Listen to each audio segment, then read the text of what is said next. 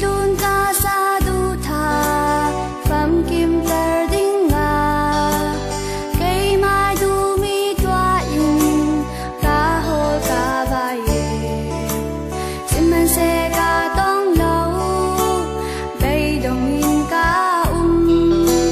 và chan kun sung nga ti loa lang e Giêsu Christ a ti nang mai du mi twa na cho lo boy pai du mi twa o na sa tu ta kim ter na si ding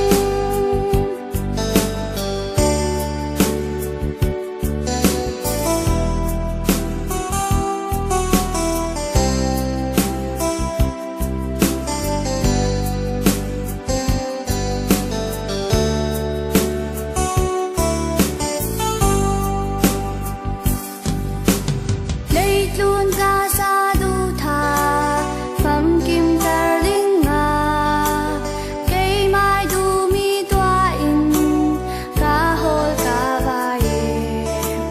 sim man se ka tong lâu bay dong in ka